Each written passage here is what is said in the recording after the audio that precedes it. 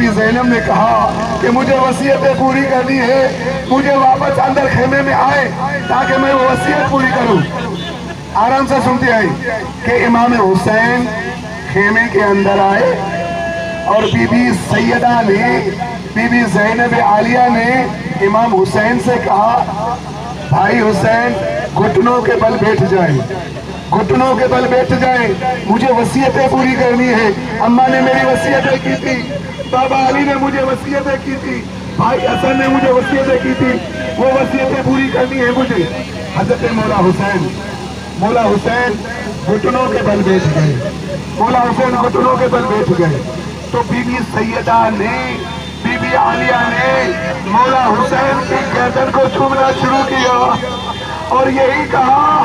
کہ آخری وقت میں میرے بابا نے بھی یہی وصیت کی تھی، آخری وقت میں میری ماں